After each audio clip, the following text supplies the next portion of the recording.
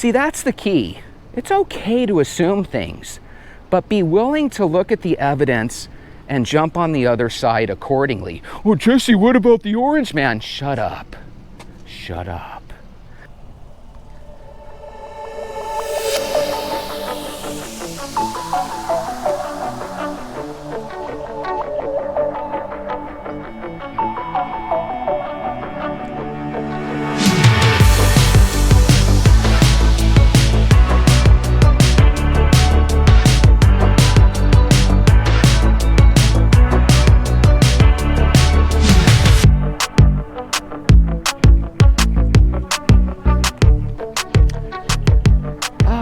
What a beautiful night for a walk. It's only 109.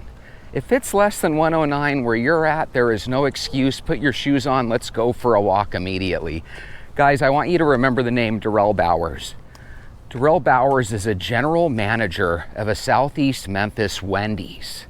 He had a female employee that today basically looked at him and said, you know what? I want to leave early. I don't want to be here. And this really, really upset him, to the point where he threatened to slap her face. She ends up calling one of her guy friends. This guy friend ends up meeting with Darrell Bowers in the parking lot. Oh! Cell phone video posted to social media shows the moment the deadly shot was fired. You can hear screaming, then the shooter stands over his fatally wounded victim and slaps him in the face. The victim died at the hospital. Darrell Bowers and him look like they're going to square up and start throwing punches, when all of a sudden the guy throws a punch at Darrell, and Darrell ends up shooting him, ending his life right there in the parking lot. When he first got shot, he was screaming, but after a little minute, he just stopped moving. There's a couple things that we need to know about this story that make it really unique. I think a lot of people might naturally assume, since Darrell is the general manager, that maybe the female manager said something rude and then called her boyfriend to come back up her rudeness, because that's where my mind was taking me.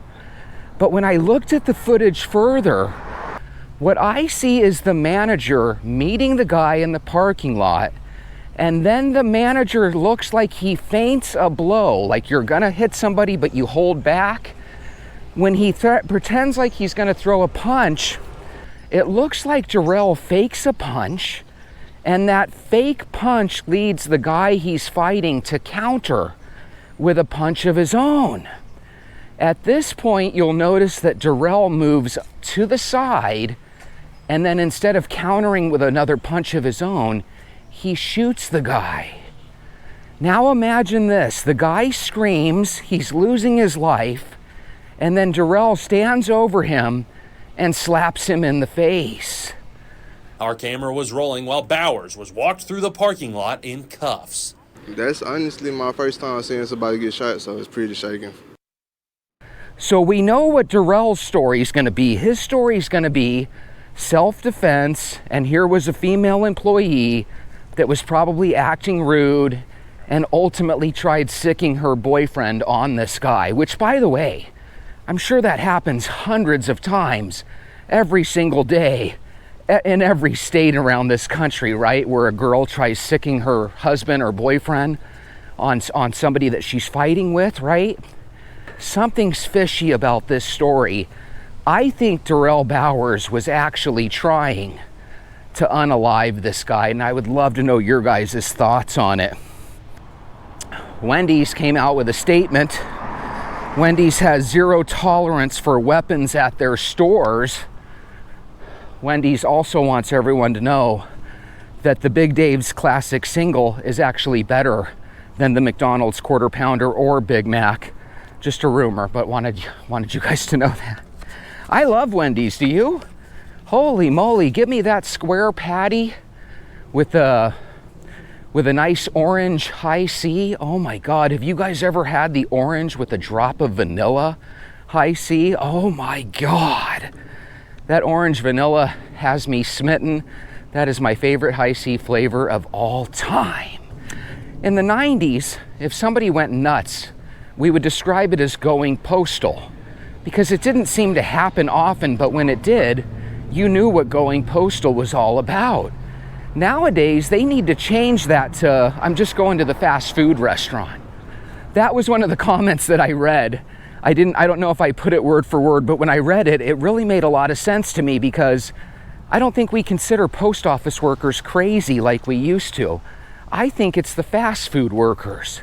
Now, here's the thing that I want you to think about. These crazy fast food workers are preparing food for the public. I'm actually contemplating quitting fast food altogether, because these people are the type that'll take your life. What's stopping them from letting your hamburger patty sit on the floor for a minute? What's stopping them from poisoning our food? If people don't respect life, what leads us to believe we should be having them prepare food for the public? I could imagine these people spitting on food, throwing boogers on food, pissing and pooping on food. And here's the crazy thing, or here's the serious thing. I'm sure that all of those things have happened. And I'm honestly contemplating not eating fast food anymore, because I notice no matter what fast food restaurant I go, all of the employees look the same. They all do. They all look like kids that could care less and don't care at all. And I don't think they do care at all. This is how I originally thought the fight went, and I was going to share it with you. I thought it was going to be one of those where the girl looked over at Darrell Bowers, her general manager, and basically said, I'm out of here. I don't want to be here. I'm going to leave. I'm going to call my man. He's going to come get me. I'm out of here. And Darrell probably got upset and said, you're lame. If you leave, you're fired. And they probably ended up calling each other an F word, probably a couple N words, right? And it probably went something like that. All of a sudden, this guy, the boyfriend, gets out of the car, and he looks like a pretty big, muscular dude. And I'm sure what Darrell did is he probably went right to his vehicle or right to his back office, grabbed his gun, and walked out to see if the guy was brave enough to say anything. That boyfriend was actually not afraid of the gun. That's the wild card in this. And again, I would have thought this was just a hot-headed boyfriend trying to white knight the situation so he could impress his girlfriend. But the more I look at the footage, and again, Mala, take a look at the footage. Sean, look at the footage real quick. I really think that the manager with the gun actually goaded the guy into a fight. And then who, after shooting somebody and watching the life exit their body, who goes up to a man and slaps him in the face? That's what this guy did. Really crazy. And then the fact that he didn't leave tells me that his game plan was to call it self-defense. Now, here's one thing that I don't understand. The police have already declared it first degree, premeditated unaliving. The only way they could think that is if they had some clues. I don't know if maybe the GM said, yeah, go get your man. If he comes here, I'm going to take him out. That's the only thing I can think of, because how could this possibly be premeditated? There might be a bigger story to this. I'd really like to see them do an update about this. Friends, you've arrived at the right place. This is Jesse, and he'll be our guide for today. Welcome to Walk Talk Vent. They might not have been able to show the video footage too well, for YouTube rules. But one thing they did get in there was the sound of the gunshot. And oh my God, the sound of the gunshot sounds really, really powerful, and just an awful way to lose your life. It does seem like there is a certain percentage of women out there that are always willing to throw their pit bull boyfriend on people. Maybe if you're one of these pit bull boyfriends, you should really ask yourself, is this woman a keeper? Because if she's a keeper, maybe you go do your pit bull duties. But if she's not a keeper, and I have a feeling this chick probably wasn't a keeper, why would you risk your life like that? One of them's gonna go to jail forever. The other one's gonna go to heaven or wherever the afterlife is for the person that lost their life. And more than likely, the woman's gonna leave this totally normal and fine. Isn't that crazy how life is? This reminds me of when somebody's a bad driver on the freeway. Hi. Hi, sorry to creep up on you like that. I have a quick question. We work for Channel 3, a TV, and we're in the area because someone posted on Twitter a crazy road rage incident in this area. Oh yeah? So we're trying to figure out where it is. Oh, I have no idea. We just are looking for someone who might know. No idea, but Oh, all right, sorry. have a good day. Thanks.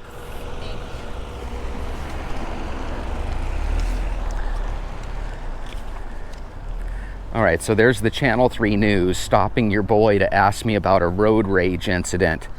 That's kind of crazy, right? We're literally talking about a road rage incident now, minus the road, minus the vehicles. It happened in the parking lot at Wendy's, right? But she's literally asking me if I know where this road rage incident happened. She could be totally lying, but she sounded legit, right? So anyway, you have all these situations where guys are willing to lose their life for a woman. And I'm telling you, maybe that shit was cool in the 80s and 90s. But nowadays, the way people will trick you into a fight and then try to shoot you like this guy did, I just don't even think it's worth it. Again, if you have a ring on that girl's finger and she's the one, sure, do what you gotta do. But my God, I bet this guy's parents are really disappointed that their son lost his life trying to protect some Wendy's employee. Holy shit. And by the way, this Wendy's employee might be completely in the right, because there's one thing we know about this GM. He was not in his right mind. Holy moly. Mario Coleman says, "Oh, girl had that guy come to her defense and he got unalived." I threw in the unalive. They used a different word, but you know as well as I do, she probably called him, started getting him riled up. Next thing you know, he's on his way to heaven. Man, I'm telling you, I wonder if people sleep well at night. Is this girl gonna sleep well? Like, oh my God, I had a hero try to save me, when in reality, she sent some guy to his peril. Ugh, just seems awful. And you know as well as I do, in 5 or 10 years, if you were to keep tabs on this woman, she's probably gonna get multiple boyfriends and fights. I wish we knew the whole story, because honestly, if this Darrell Bowers wasn't so bizarre, I would have totally taken his side, and you guys know I would have. But again, I caught the clues in the footage, and no one's gonna talk about those clues except me. Wouldn't it be crazy if all these people that I'm always crying and bitching and moaning about, all these quote unquote victims, wouldn't it be crazy if every single one of them had it coming to them? Now, I'm not saying that's true, and as a matter of fact, I don't think that's true, because we know for a fact that there's a lot of completely innocent victims out there, and I hate that bad stuff happens to them. But I'm just assuming everybody's innocent. What if they literally had it coming? Would that make it a little better? I think it would make it a little better. Wouldn't that be crazy if your last thing on earth you see is the credits rolling, like it's been a giant movie, and then you go speak to St. Peter at the pearly gates, and St. Peter starts describing why bad things happen. But he doesn't say why bad things happen to good people. He says this is why bad things happen, because sin is in the world. Little Becky beats up her friend Susie when no one's looking. Next thing you know, little Becky gets knocked out at a jazz parade 30 years later in Cincinnati. And all of a sudden you say, well, maybe she did have it coming. At least that's what the chief of police in Cincinnati says. AJ2 Savage 896 says, one might argue that walking up to a guy clearly holding a gun and throwing a punch is unalived by stupidity. Again, they didn't use the word unalive. When you see a guy and he takes a punch at another guy with a gun, it really seems like a crazy thing to do. But what if that guy with a gun was actually hiding that gun behind his back or at a weird angle? And what if that guy is actually saying, let's fight. We don't need this gun, let's fight. I think he actually tricked the person that lost their life into that fight. I'd like to see 50 or 60 comments, not Mala 60 times, 60 people commenting. Jesse, I think you're right. I think this guy goaded the kid into losing his life. JJJJJ, K8G8H, say that 10 times fast, says, what a waste of life. One is going to jail, the other's unalived, and the girl goes on her merry way. Jesse, that sounds like what you said 150 yards back. It is. I stole that guy's comment because that's true. The woman is going to walk away, no big deal. All this because she didn't want to finish her shift. Here's another little asterisk, a wild card to this story. Wouldn't it be crazy if that guy was bugging her on her cell phone all shift and that's what pissed off the manager? You find out that on her phone it was him saying, come on, come over, let's hang out, let's get wasted, let's have sex. What if all these things were happening and every single time that girl looked down at her cell phone, it pissed that general manager off? The GM, correct me if I'm wrong, but that's the manager that goes to all the stores. This might be that guy that actually gets paid a little bit more than everybody else. He doesn't get to take a day off. When you ditch your job, he has to fill in for you. Remember we were talking in the past how getting the promotion to be a supervisor and manager might not really be worth it? If it increases your stress level to the point where you're shooting coworkers' boyfriends in the parking lot, it probably isn't worth it. If you really want to make good money, just agree to work extra hours. I'm sure every fast food joint will allow you to do that, right? That's probably better than taking over the managerial spot.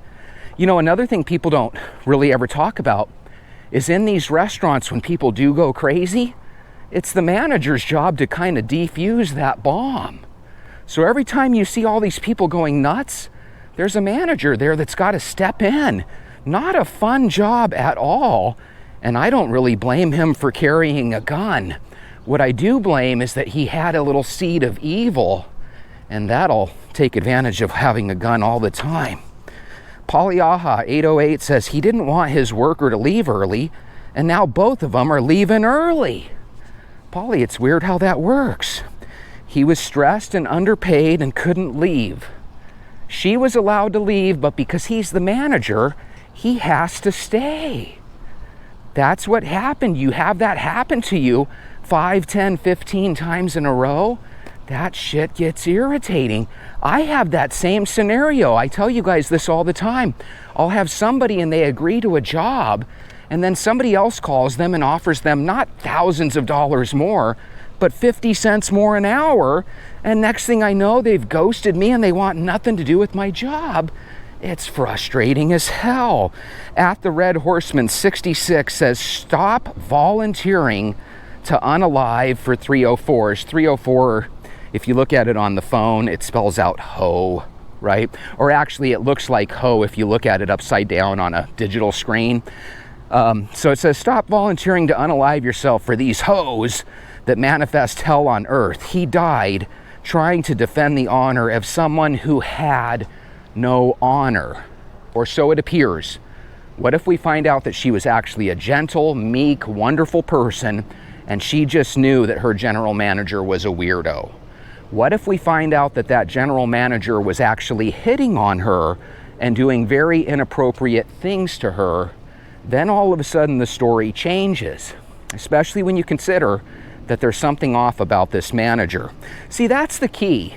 It's okay to assume things, but be willing to look at the evidence and jump on the other side accordingly. Well, Jesse, what about the orange man? Shut up. Shut up. AK-47 is the way, says, Wendy's will hire a guy like that, but when I put in an application, I can't even get a call back. Maybe it's because your name on YouTube is AK-47 and they just don't want people with guns at their store. Guys, keep walking every single day. Remember, there's one thing that I don't talk about all the time, but it's very true and it's very important. We live in a country with 350 million people. Everybody's got a camera. Bad stuff happens and everybody's willing to put it up on YouTube or TikTok. So we could be actually being hypnotized by numbers that aren't really there. I think the crime is high. I think these murders are ridiculous, but there's so many people. It seems like we're bound to have these things happen. I'll see you tomorrow.